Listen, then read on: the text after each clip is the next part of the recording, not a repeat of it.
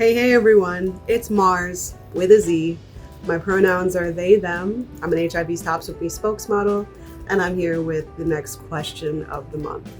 So this month we were asked, what has been the cost to your life of being so open with your HIV status? And what have been the benefits?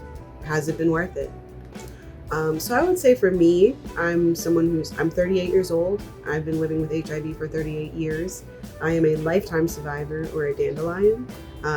I don't know a life without HIV. So for me, my perspective, the cost came mostly when I was a kid. I was in and out of the hospital a lot. I had pneumonia every winter, sometimes even in the summer. I had to learn to put in my own feeding tube when I was 4 so that I wouldn't have to live at the hospital.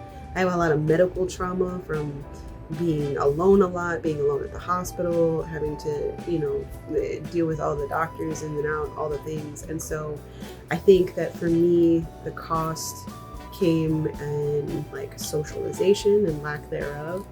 And so growing up in the 90s when there wasn't much known about AIDS and its transmission, especially for us kids, it was like, you're not a gay man, how did you get it? And so there wasn't a real understanding of transmission other than through sex, and obviously babies aren't having sex, so how is that happening?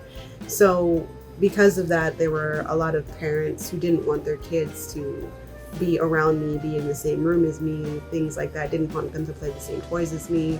If the few friends that I did have, I usually had my own set of like tableware, my plate, cup, all the things of my own when I would go to their house, and it was like their way of like protecting their family from me and any germs that they might get from me that, could be AIDS. And, come to find out years later, right, there wasn't even a risk there. But I think for me, the cost came at struggling to find friends and being able to be my true self and open about my status and with those friends. It was definitely difficult. And then I think as I got older, dating became, the next thing. And I've had an undetectable status for as long as I've been dating.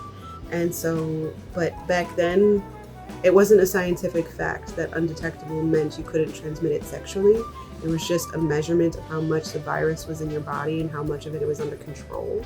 And so, the first person I dated was like, I wish I had a whole body condom, and it was a nice sentiment. But, I had vowed that I was never going to have sex, especially with men, because at the time, it's easier for men to transmit it to men, excuse me. And so, until I discovered that I actually really liked women, I stayed away from men sexually.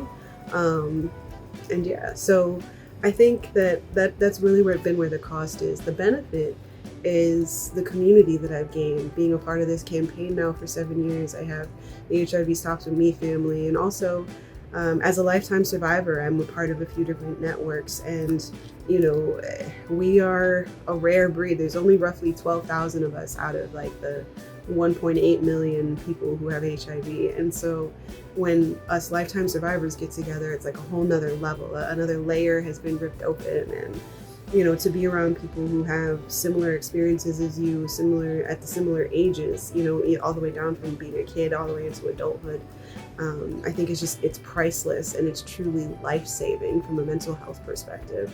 And I think that's really been the biggest benefit. Has it been worth it? Absolutely. I think that, when I survived at the age of 10, when they found the right combination of medications, and I began getting better from there, I think I knew that there was a higher purpose. And then I started telling my story when I was 15 years old to a class full of friends who we were all learning about AIDS and HIV.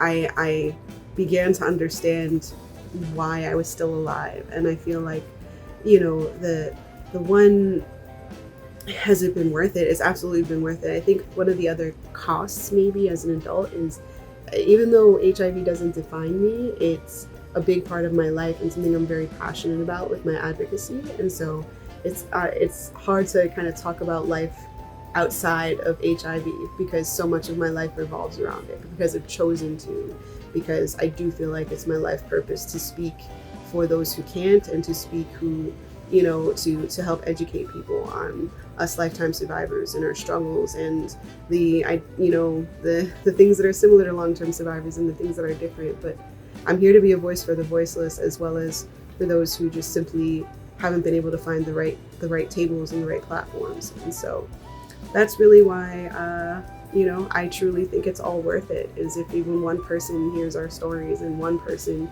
gets into treatment or gets tested or finds some kind of relativity in our stories, to know you're not alone. That's worth it to me. Absolutely, 100%, hands down. So that's my take on this month's question. I hope everybody's staying safe out there.